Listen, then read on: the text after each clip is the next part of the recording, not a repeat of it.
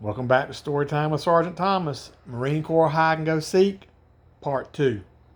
So now it's our turn to go out. We kind of know this ain't no game no more. We can't get caught.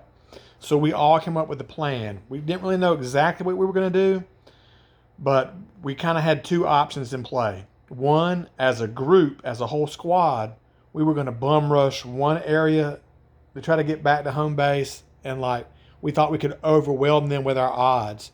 You know, they might get a couple of us, but we're going to try to force like a blitzkrieg, get in there safe. Or same plan, but try to stay together for like a long, long time, many hours, and then get back. So if they do catch us, we're not going to have 24 hours of that torture type stuff done to us. So anyway, we're good to go. We got a plan. Feel a little better about this stuff now. So they put us on a Humvee, and they start driving us out, and we're like, again, feeling okay at this point. Next thing you know, they stopped the Humvee after about 15 minutes. Well, I know first squad, they gave a 2-hour head start. So something won't right. Something won't add up. So they stopped the Humvee. They got us all out, put us on our knees. And here were some more characters that we didn't recognize that, not from our unit that we knew of, because they had masks on and they were speaking like a different language. They had us down on our knees, like interrogating us. Couldn't tell them nothing because didn't know what they were saying anyway, because they were speaking some blah, blah, blah, blah, blah stuff. Don't know what they were saying. Roughing us up a little bit, pulling our gear off of us, stripping us down to just our T-shirts and stuff, which is different because when we caught that guy in first squad, he had all his gear. So they're changing the game up on us. But anyway, so we're down on our knees, getting roughed up, they're saying stuff, pushing us around, asking us, I don't know.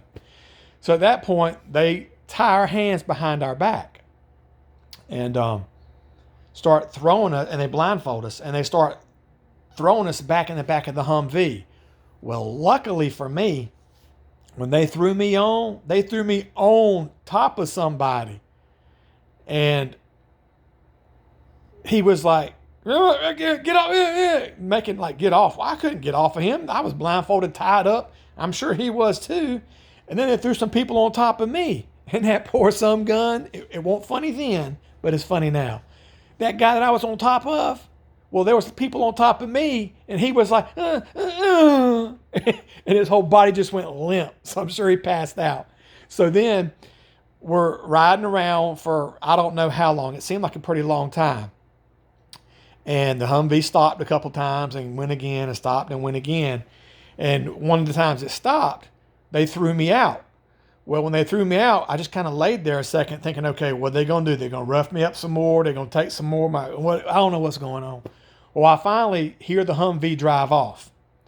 And when it drives off, I start squirming and, trying to get up. And I finally get back to my knees and to my feet. I'm still tied up. And I'm like, I'm not gagged, but I'm blindfolded. And so I eventually get it off enough of my head. And I see there's like 2 other people that are thrown out with me.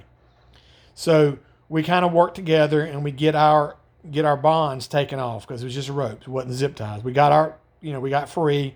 The blindfolds were off. So there we are. There's 3 of us.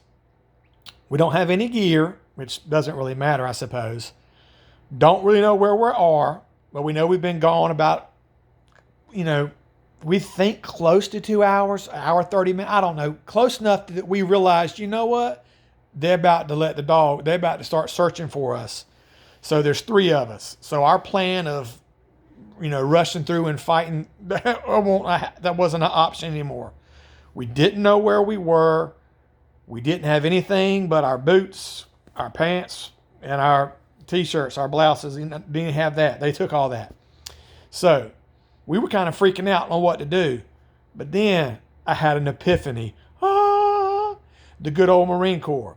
When I joined in the Marine Corps, 3 of us signed up on the buddy contract to go in together. Well, guess what? They separated every one of us. We didn't even get to go to boot camp together. So what I did know is I had a best friend buddy, not in my unit, not my MOS. He was in tankers, but he was on Camp Lejeune, and I was on Camp Lejeune in the woods somewhere. So now I had hatched a plan. I've got to get me and my 2 other buddies that were there on the run. we got to find where tankers are at Camp Lejeune before they get us.